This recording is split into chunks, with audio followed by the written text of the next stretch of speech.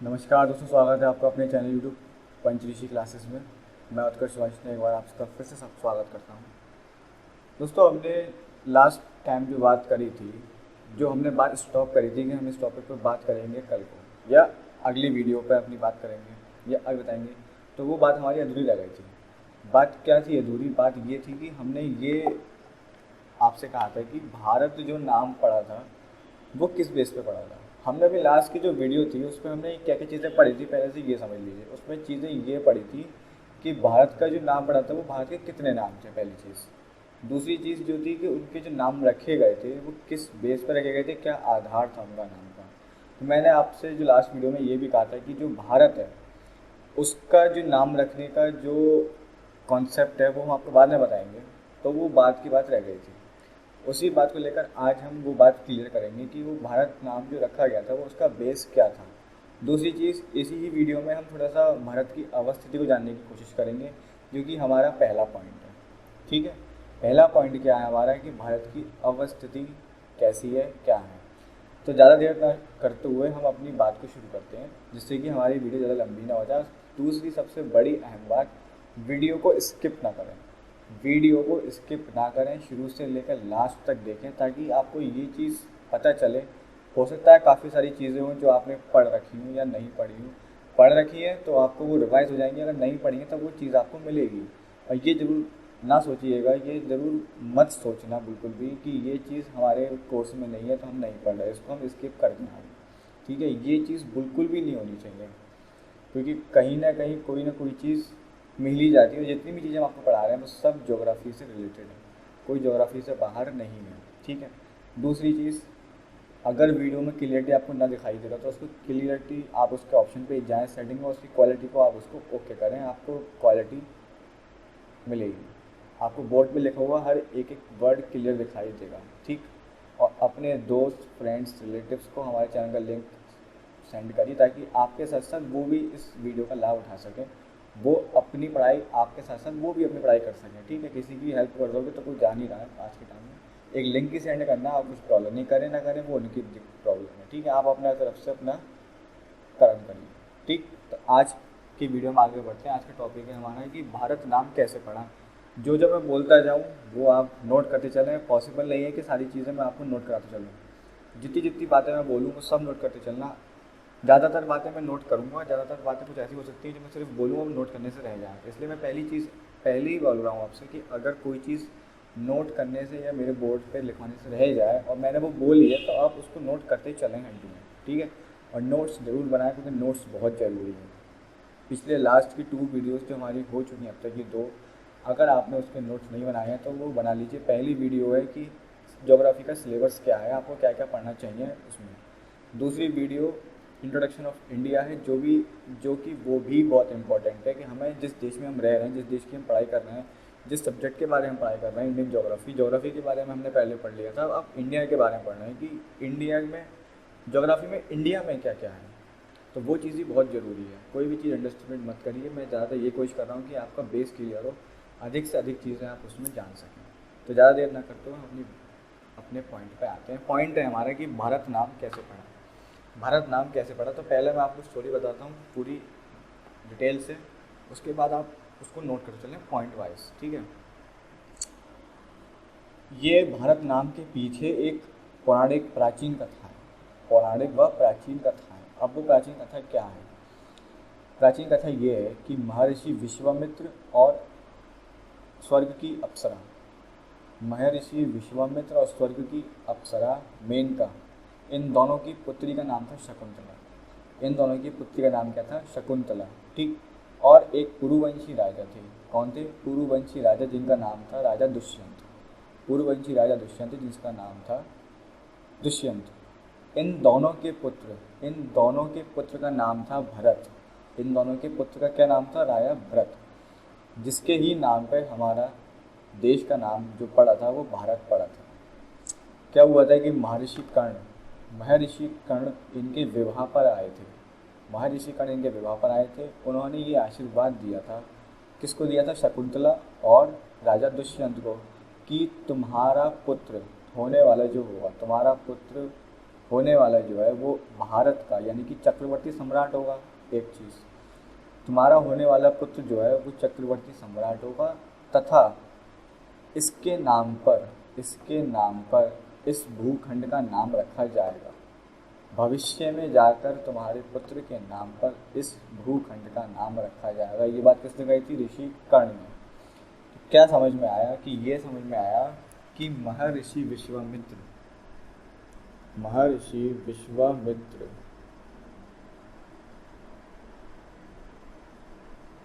तथा स्वर्ग की अप्सरा, हो सकता है कि राइटिंग समझ में ना आ रहा हो तो बोल पे आप ध्यान दीजिए, उसको नोट करते चले। स्वर्ग की अप्सरा मेनका की पुत्री शकुंतला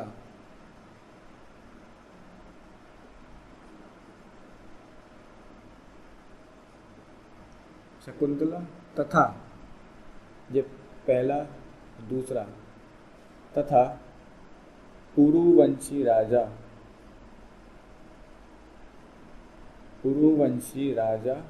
दुष्यंत,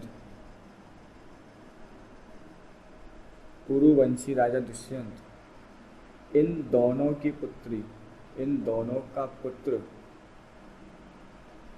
के पुत्र का क्या नाम था? भरत। शकुंतला और दुष्यंत के पुत्र का क्या नाम था? भरत। जिसके नाम पर क्या नाम पड़ा? जिसके नाम पर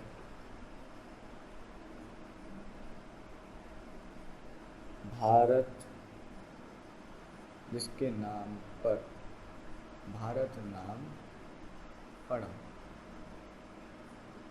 ठीक। तथा ऋषि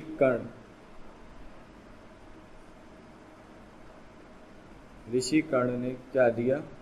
आशीर्वाद कि तुम्हारा पुत्र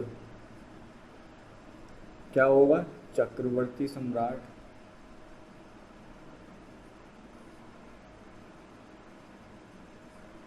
तथा इसके नाम पर क्या पड़ेगा? भारत नाम पड़ेगा।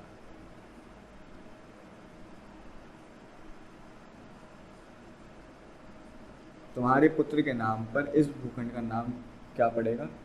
तुम्हारे पुत्र के नाम पर इस भूखंड का नाम होगा। ये बात किसने कही थी? ऋषि कर्ण ने। ठीक। दूसरी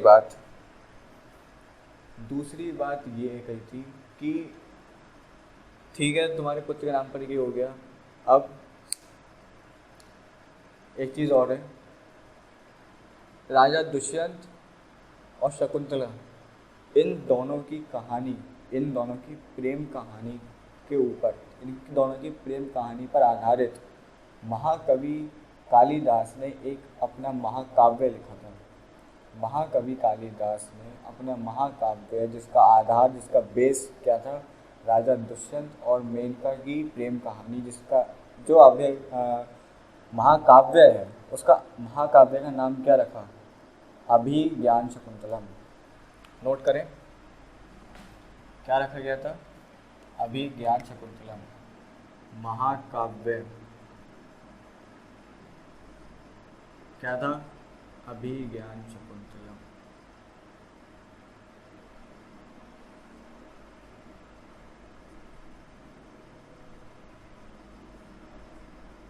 किसने दिया? महाकवि कालिदास।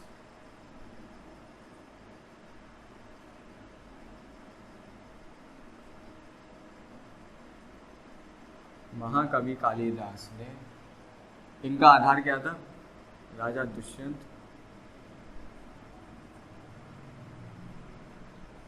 तथा मेनका की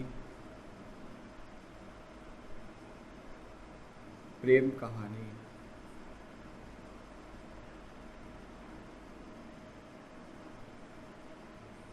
के आधार पर।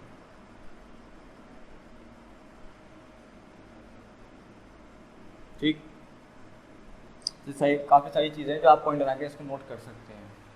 ठीक है, ये हो गई। और क्या था? देखिए, मैंने कल अपनी लास्ट वीडियो में आपसे ये बात कही थी, एक वर्ड का यूज़ कर रहा था मैं बार बार आपसे। उस वर्ड का क्या नाम था? पहली बात तो वर्ड था भारतवर्ष। अब आप कहेंगे कि भारत तो आपको पता है, लेकिन इसमें भारतवर्ष ये वर्ष का क्या मतलब है? तो वर्ष का मतलब जो संस्कृत भाषा में होता है, इसमें ज्योग्राफी में जो हम जो बात कर रहे हैं वो संस्कृत भाषा का मतलब लेके कर रहे हैं। संस्कृत भाषा से कैसे? संस्कृत भाषा में जो वर्ष का मतलब है वो इलाका या क्षेत्र होता है। क्या होता है? इलाका या क्षेत्र। तो ये भी नोट कर लें कि वर्ष का तात्पर्य है वर्ष का जो अर्थ होता है संस्कृत भाषा में,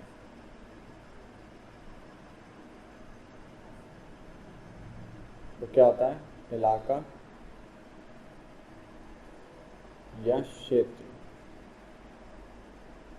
ठीक है, उम्मीद कर रहा हूँ सब कुछ साफ साफ बिल्कुल क्लियर दिखाई दे रहा होगा। मेरे को कुछ नहीं कर रही है, सब कुछ पॉइंट वाइज एकदम क्लियरली बताया। बाकी अगर लग रहा हो तो सब आपको मैंने बोल रखा है, सब बता दें, समझ जाओगे आप। वीडियो रिमाइंड करोगे, एक बार फिर से बता देता हूँ। महर्षि विश्वामित्र स्वर्ग की अप्सरा मेनका की पुत्री का नाम था शकुंतला। पूर्ववंशी राजा दुष्यंत थे, इन दोनों में प्रेम हुआ। इन दोनों के पुत्र का नाम था भरत, जिसके नाम पर हमारे देश का नाम क्या पड़ा? भारत। ऋषिकर्ण इनके विवाह में आए थे, इन दोनों के विवाह में, और उन्होंने इन दोनों को यह आशीर्वाद दिया था कि तुम्हारे पुत्र जो होगा वो चक्रवर्ती सम्राट होगा, और तुम्हारे पुत्र के नाम पर इस भूखंड का नाम भरत होगा। इनडायरेक्टली उन्होंने ये कह दिया था। फिर दूसरी बात क्या हुई थी कि महाकाव्य किसके द्वारा रचित था? महाकवि कालिदास द्वारा। और महाकाव्य का नाम क्या था? वो था अभिज्ञान शकुंतलम। अभिज्ञान शकुंतला, और जिसका बेस क्या था? इन दोनों की प्रेम कहानी के आधार पर। ठीक, ये बात हमने जानी। और संस्कृत भाषा में वर्ष का जो अर्थ होता है वो होता है इलाका या क्षेत्र। ये दो चीज़ें समझिए। अब हम पढ़ते हैं जो हमारा मेन पॉइंट है कि भारत की स्थिति क्या है। ठीक है, भारत की अवस्थिति को जानने की कोशिश करेंगे। Location of India.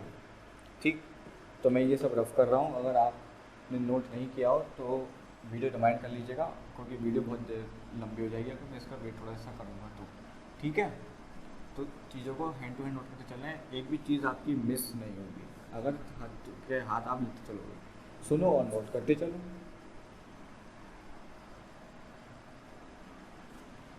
अब हमारा पॉइंट है कि भारत की अवस्थिति।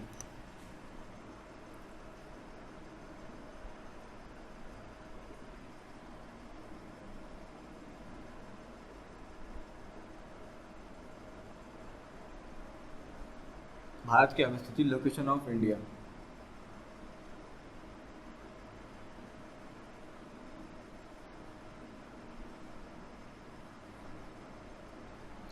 अच्छा, एक सवाल का जवाब दीजिए। एक नॉर्मली सवाल पूछूंगा मैं आपसे कि क्या आपके पास, आपकी नॉलेज में, क्या कोई ऐसा यंत्र या कोई ऐसी मशीन या कोई ऐसा कुछ भी ऐसा कोई सिस्टम है, या कुछ भी आपको ऐसा कुछ पता हो, मशीन वगैरह तो ऐसा कोई मापन हो जिसकी हम पृथ्वी की माप कर सकें, कि ये पता कर सकें कि कौन सा देश कहाँ पर है या कौन सी चीज़ कहाँ पर है?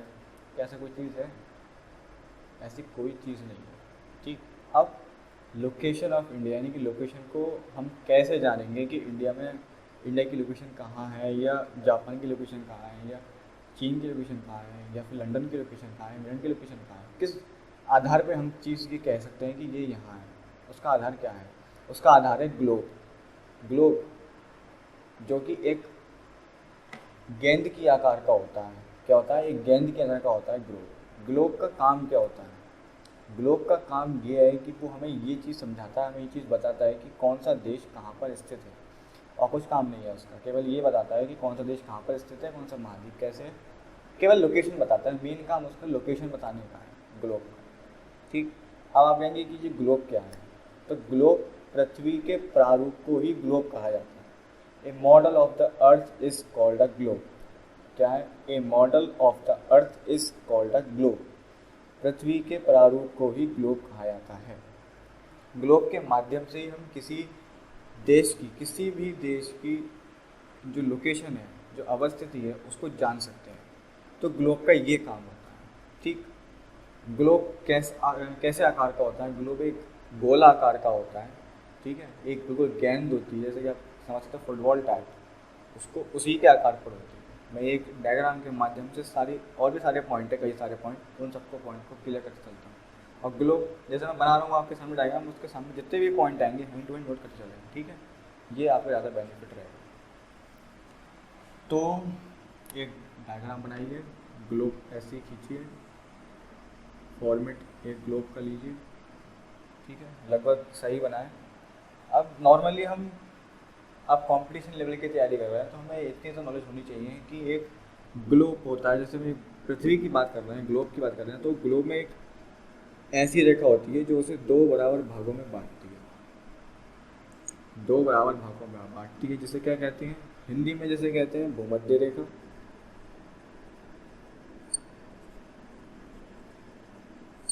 इंग्लिश में कहते हैं उसे इक्वेटर, ठीक, इंग्लिश में कहते हैं उसे इक्वेटर।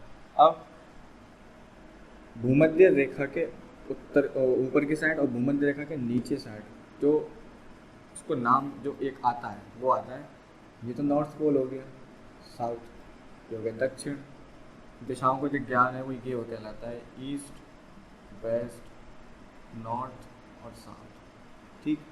तो ये जो कहलाएगा ये कहलाएगा उत्तरी गोलार्ध,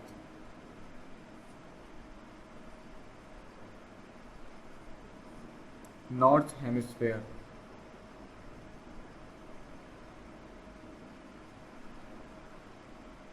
दक्षिणी गोलार्ध,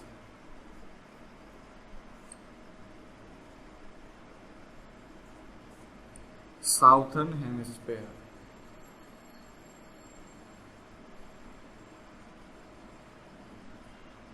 ठीक, ठीक है साहब, ये चीज़ क्लियर हो गई, ऊपर की उत्तरी गोलार्ध, नीचे की दक्षिणी गोलार्ध, सही है।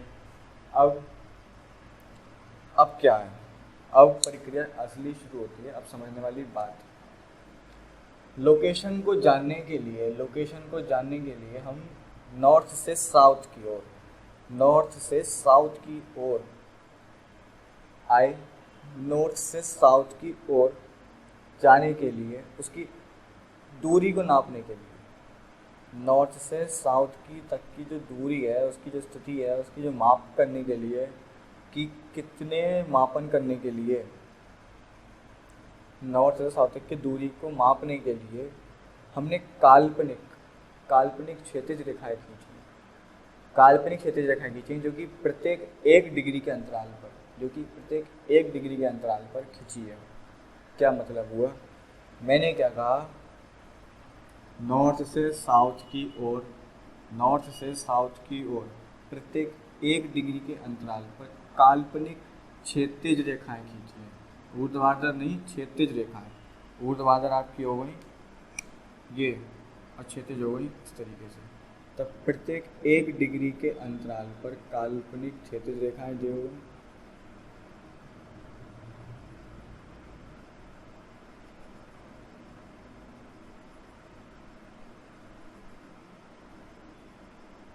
ऊपर की ओर भी और ऐसे ही दक्षिणी तरफ भी।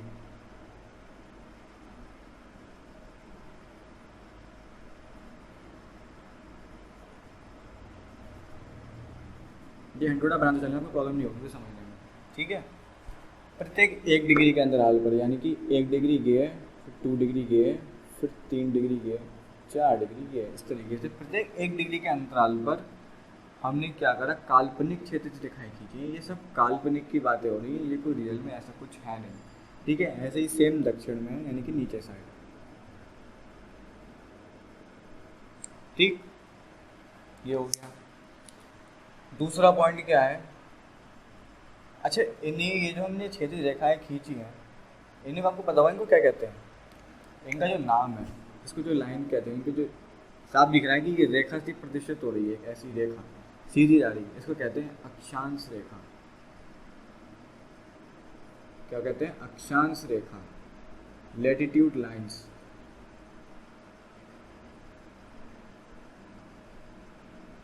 अब आपके मन में क्वेश्चन आ रहा हो कि यार रेखा तो पता है, लाइंस हो गई, लेकिन ये क्या है, लैटिट्यूड क्या है। तो लैटिट्यूड बताते हैं, लैटिट्यूड क्या है, पृथ्वी के केंद्र से पृथ्वी के किसी भी स्थान तक की पृथ्वी के केंद्र से पृथ्वी के किसी भी स्थान तक की जो कोणीय दूरी होती है, जो कोणीय दूरी होती है उसे क्या कहते हैं? अक्षांश। जैसे जैसे कि मान लीजिए ये है,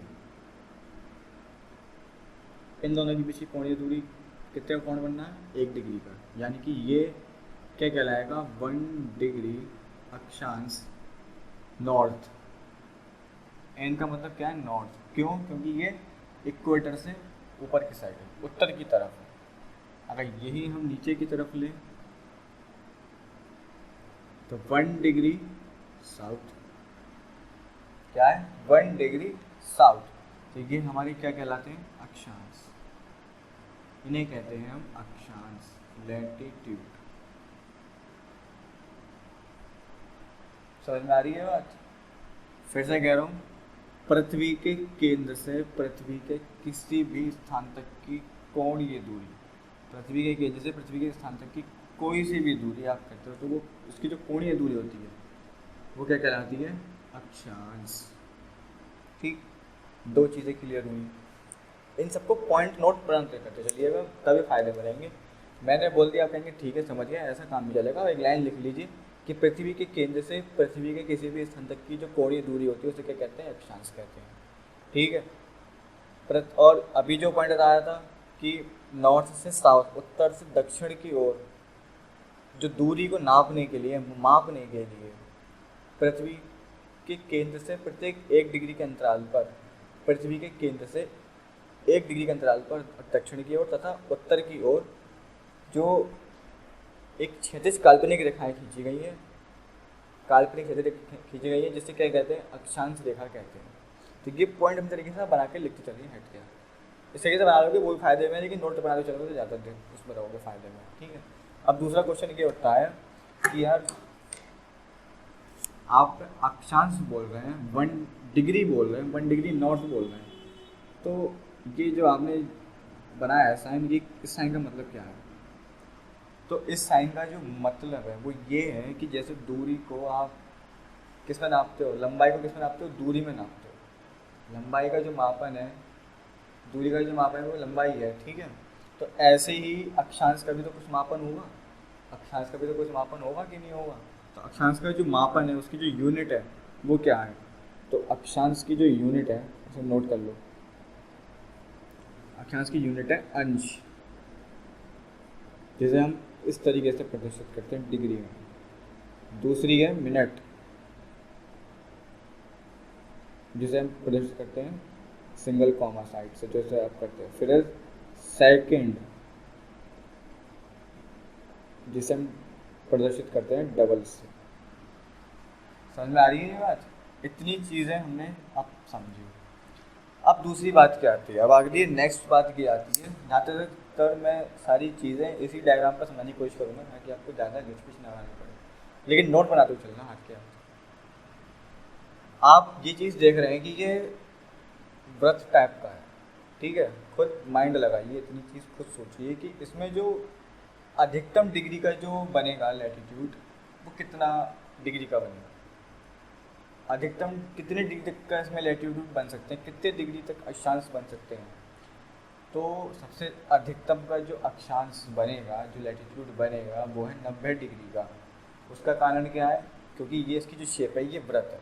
अगर 90 डिग्री से उधर जाएगा तो भी 80 में आ जाएगा, 90 डिग्री इधर जाएगा तो भी 80 में आ जाएगा, यानी कि 90 से 100 तो होगा ही नहीं, 90 से 91 भी नहीं होगा, क्योंकि 90 पे जाते ही वो गिर जाएगा। बिल्कुल है नहीं? तो हमें यहाँ पे क्या समझ में आई? एक ये बात समझ में आई कि जो अधिकतम जो कोण बनेगा वो कितना बनेगा? अधिकतम कोण पृथ्वी के केंद्र से जो अधिकतम कोण बनेगा वो कितना बनेगा? 90 डिग्री का। पृथ्वी के केंद्र से अधिकतम कोण जो बनेगा वो कितने का बनेगा? 90 डिग्री का ही बनेगा। और इस कोण को क्या कहते हैं? इस कोण को हम कहते हैं अक्षांशीय कोण। इस कोण को हम क्या कहते हैं? अक्षांशीय कोण।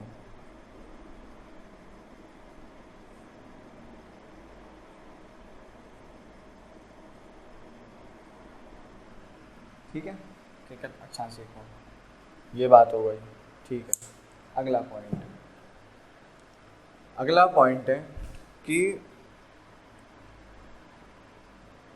अच्छा एक बात बताइए, क्या आपको लगता है कि पृथ्वी की वजह से जैसे मेरा फेस लीजिए, मेरे फेस पे आपको भी दो आंखें दिख रही हैं, होठ दिख रहे हैं, ठीक है, कान दिख रहा है, क्या इसके पीछे कुछ नहीं है? मेरे सर के पीछे मेरे जो आँखें हैं उसके पीछे कुछ नहीं है?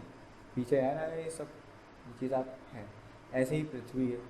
क्या आपको लगता है कि ये लाइन बिल्कुल सीधी होगी? नहीं, ये लाइन बिल्कुल सीधी नहीं होगी। ये लाइन इस तरीके से जा रही है और इस तरीके से ही वापस उस पर मिल रही है पॉइंट पे। यानी कि हम क्या बात समझते हैं इस बात से? हम ये चीज़ समझते हैं कि जिसे हम असल में अक्षांश रेखा कह रहे हैं, वास्तविकता में वो अक्षांश रेखा ना होकर के अक्षांश वृत्त है। क्या है? अक्षांश वृत्त, जो कि इस तरीके से जा रहे हैं, इस तरीके से आके मिल रहे हैं। यानी कि आप ये समझिए कि ये इस तरीके से गई और ऐसे आके मिल गई, तो ये एक वृत्त की शेप में हो गया ना। तो ये वास्तविकता में एक अक्षांश रेखा ना होकर के अक्षांश वृत्त है। अगला पॉइंट, वास्तविकता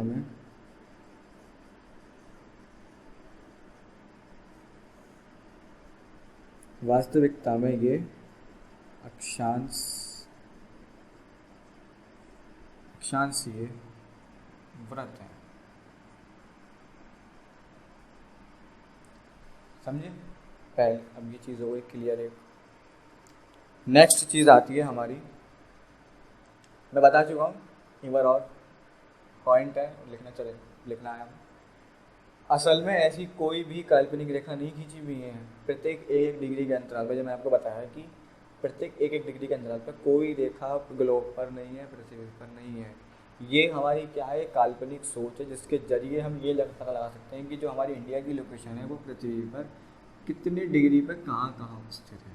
क्या चीन की जो स्थिति है वो कहाँ पर है, न्यूजीलैंड कहाँ पर है, और ऑस्ट्रेलिया आपका कहाँ पर, इंडोनेशिया कहाँ पर है। इन सब की स्थिति को जानने के लिए हमने एक काल्पनिक रेखा खींच रखी है।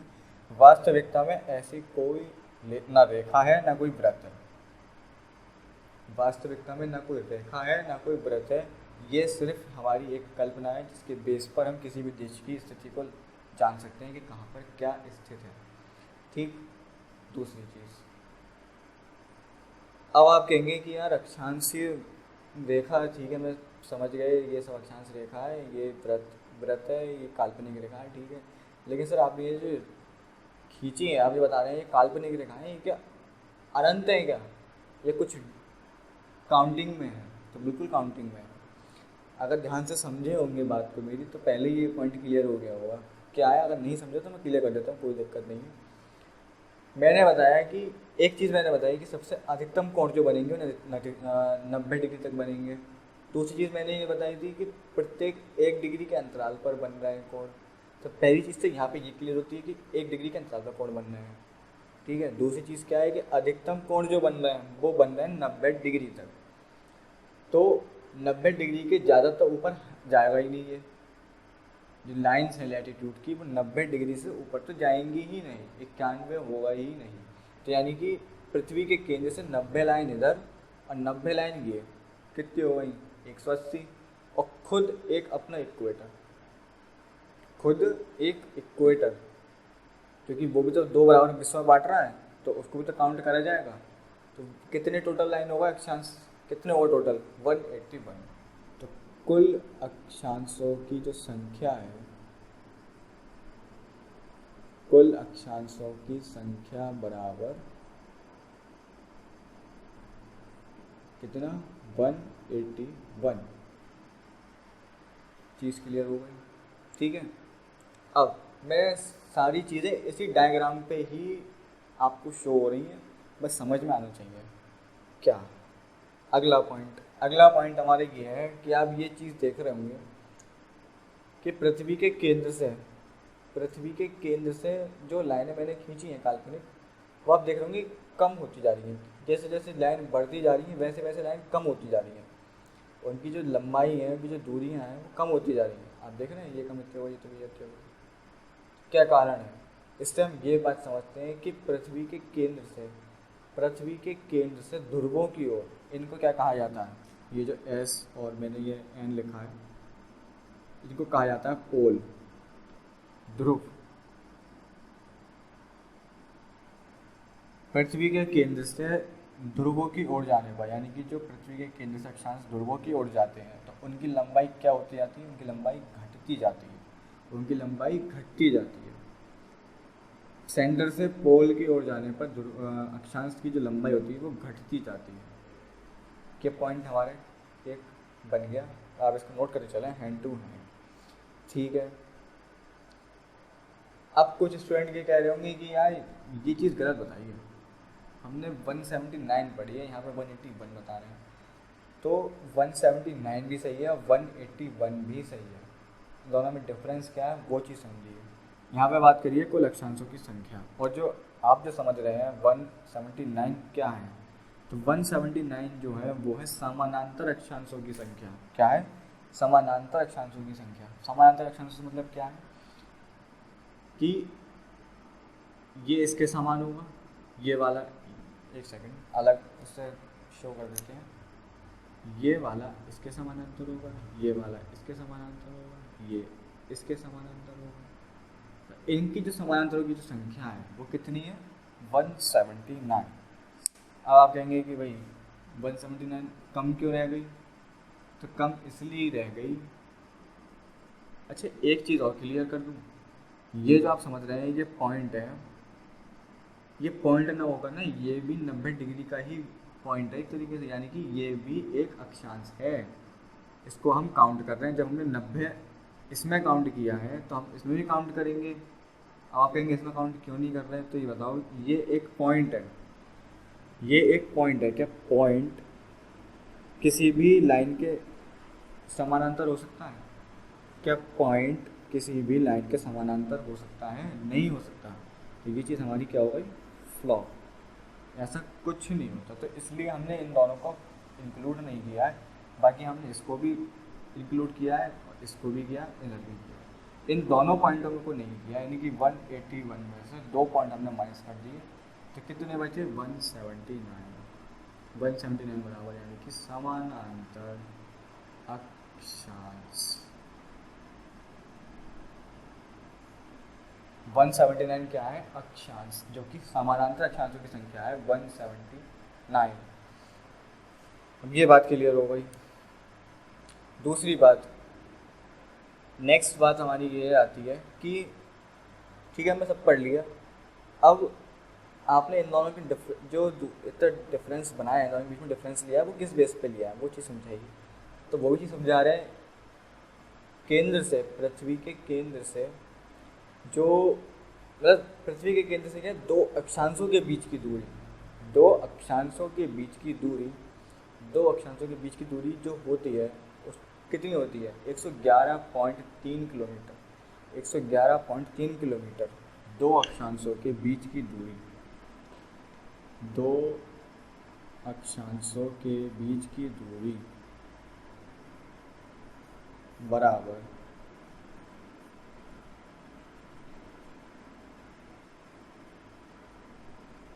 कितनी होती है? 111.3 किलोमीटर, जो कि लगभग राउंड फिगर में बात करें तो हम 111 किलोमीटर मान लेते हैं। राउंड फिगर की बात करें तो 111 किलोमीटर मान लेते हैं, और वैसे अगर बात करें तो अगर बस से ज़्यादा पॉइंट में तो आप ये लगाइए, वरना ये टिक कर दीजिए, ठीक है भाई। अब इसको कैसे समझते हैं? मान लीजिए यहाँ से अगर इन दोनों के बीच की दूरी की बात करें तो 111 किलोमीटर होगी। यहाँ इस वाले पॉइंट से इसकी बात की दूरी करें इन दोनों की, तो ये 111 यानी कि 111 किलोमीटर होगी, यानी कि ये वाला जो आएगा वो 222 किलोमीटर आएगा। इन दोनों के आपस के बीच की दूरी की बात कर रहा हूँ मैं। यहाँ से आप गए इन दोनों की तो 111, अब इन दोनों की तो 111। अगर आप यहाँ से यहाँ पर जाओगे, इस वाले पॉइंट से इस वाले पॉइंट पर, तो इसकी 222 किलोमीटर होगी। समझ में आई? ऐसे यहाँ इस वाले पॉइंट से यहाँ तक आओगे तो 111 किलोमीटर होगी। यहाँ से यहाँ जाओगे तो 222 होगी। यहाँ से इस वाले पॉइंट से यहाँ आओगे, इनकी दूरी नापोगे तो 333 किलोमीटर होगी। डिफरेंस समझ रहे हैं क्या है?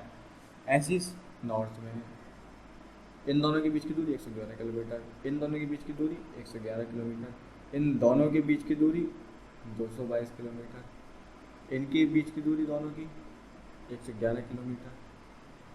समझ रहे हैं? यहाँ से यहाँ तक की जो दूरी है वो कितनी होगी, 100, मतलब प्रत्येक दो अक्षांशों के बीच की दूरी जो है वो 111 किलोमीटर है। आप कैसे भी कर लीजिए, अगर आप यहाँ से यहाँ जाओगे तो 111, यहाँ से यहाँ जाओगे तो 222। ये चीज़ें हैं, तो ये चीज़ हमारे समझ में आ चुकी है। एक चीज़ और हमने बताया कि अक्षांश, ये जो है ये अक्षांश रेखा ना होकर के अक्षांश क्या है, वृत्त है।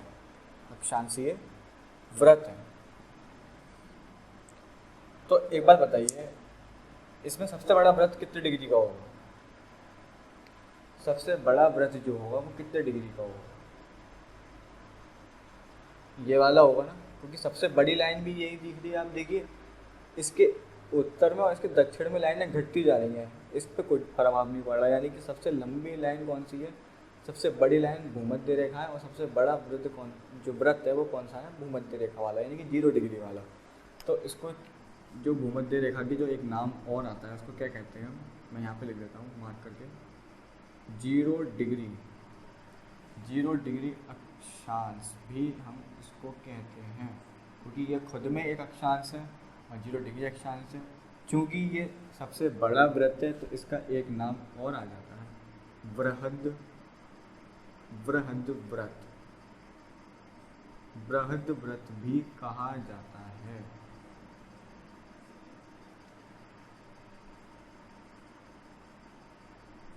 क्या कहा जाता है? बृहद व्रत भी कहा जाता है। तो हमने आज कितना अपना जो रिवीजन है वो कर लिया है। देखिए अभी अगर हम बात करें तो हमने आज भारत काम कैसे पढ़ा वो चीज़ समझी, ठीक है, कि इसके पीछे क्या लॉजिक था वो चीज़ जानने की कोशिश करी और जान ली। मैं समझ रहा हूँ आपको समझ में आ गया होगा, ठीक है, बहुत इजी लैंग्वेज में समझाया। इस डायग्राम के जरिए हमने आज लैटीट्यूड पढ़ा है। लैटीट्यूड पढ़ने का जो कारण है, जो ये बेसिक चीज़ें हैं मैंने इसलिए बताई है क्योंकि आगे वाले समय में, आगे टाइम में हमें ज्योग्राफी पढ़ना है और ज्योग्राफी में काफ़ी सारी चीज़ें लेके चलनी है। उसके लिए हमें लोकेशन, स्थित, देशांतर, अक्षांश, इन सब का नॉलेज, बेसिक नॉलेज पता होना चाहिए कि कौन से कैसे लैटीट्यूड हम कैसे पहचानेंगे, लैटीट्यूड क्या है, अक्षांश रेखा क्या है, इन दोनों के बीच की दूरी क्या है, अधिकतम कोण कितने हैं, अक्षांश कितने हैं टोटल, समानांतर अक्षांश कितने हैं, क्या मापन है इनका, ये सब बेसिक नॉलेज पता होनी चाहिए। तो इसलिए मैंने आपके लिए ये चीज़ आज रिकॉर्ड करी है कि मैं ये नहीं चाहता कि आपके मन में छोटा सा भी डाउट रहे, 1% भी डाउट रहे। वो 1% डाउट मेरे लिए बहुत हार्मफुल है। मैं ये समझूँ कि मैं शायद ढंग से नहीं क्लियर कर पाया, तो मैं कोशिश यही कर रहा हूँ कि आपके दिमाग में 1% भी कन्फ्यूज़न ना रहे। तो इसलिए आप सबसे बड़ी चीज़ आप ये कभी मत सोचिएगा कि ये मेरे काम की चीज़ नहीं है, कुछ मिलेगा ही आपको, कुछ जाएगा कुछ नहीं, ठीक है। तो अगले टॉपिक पे हम इससे आगे की बात करेंगे, क्योंकि हम ले पढ़ेंगे देशांतर। देशांतर भी खुद में एक बहुत बड़ा टॉपिक है और ज्योग्राफी सब बहुत बड़ा टॉपिक है, बहुत विशाल एक सब्जेक्ट है। मैं इसके बारे में क्या बात करूँ, कुछ पता कह नहीं सकता, इतना बड़ा सब्जेक्ट है, ठीक है। एक रेगुलर वे में उसको लेके चल रहे हैं और तैयारी आपकी बहुत अच्छी तरीके से चलेगी। मेरे साथ चलेंगे तब बढ़िया रहेंगे। नोट्स मेरे लिखें या कहीं से भी लिखें, नोट्स बनाएं और लिखते रहें। उससे ये बेनिफिट रहेगा कि नोट्स कहीं नहीं भागेंगे, ठीक है। तो आज की क्लास हम ओवर करते हैं। उम्मीद करते हैं आपको सब समझ में आया होगा और लास्ट की 2 वीडियोस देखना बहुत ज़रूरी है, क्योंकि मैंने आज भारत के नाम से स्टार्ट किया है। अब आप कहेंगे कि भारत के नाम से स्टार्ट किया है, बाकी हिंदुस्तान और इंडिया भी नाम है हमारे देश के, तो वो कैसे नाम बताया, वो क्या पढ़ा, तो वो उस लास्ट वीडियो में है, तो वो आपको देखना ज़रूरी है, ठीक है। वीडियो की प्लेलिस्ट में जाइए, वीडियो में देखिए हमारे चैनल पर, उस पर नीचे आपको मिल जाएगा सब चीज़ें, सारे लेक्चर मिल जाएंगे, उसको पॉइंट वाइज नोट करते हुए चलें, ठीक। तो हम आज की वीडियो यहीं पे रोकते हैं। उम्मीद करते हैं आपको सब कुछ समझ में आया होगा, और अभी तक आपने हमारा चैनल सब्सक्राइब और लाइक नहीं किया है तो चैनल को सब्सक्राइब करें, बेल आइकन जरूर प्रेस करें। इससे ये होता है कि आपकी वीडियो, हमारी वीडियो की जो आप एक भी जो वीडियो डलती है, दिन में अगर 5 वीडियो डाल लेंगे तो आपका 5 वीडियो का नोटिफिकेशन आपके पास सबसे पहले आएगा। अगर बेल आइकन पर प्रेस करोगे आप, तो अगर सब्सक्राइब कर दोगे तो केवल सब्सक्राइब ही होते रह जाएगा, वीडियो नहीं आएंगी। इसलिए उसको सब्सक्राइब करें ताकि आपके पास नोटिफिकेशन तुरंत आ सके कि पंच ऋषि क्लासेस से आज ये वीडियो डाली है और हमें ये देखनी है, ठीक है। तो इसी के साथ अपनी बातों को हम आज ख़त्म करते हैं और अगले दिन अपने नेक्स्ट सब्जेक्ट के पास लेके हम आपके लिए वीडियो आएंगे। तब तक के लिए good bye and best of luck. पढ़ते रहिए, बढ़िया तरीके से तैयारी करते रहिए। धन्यवाद।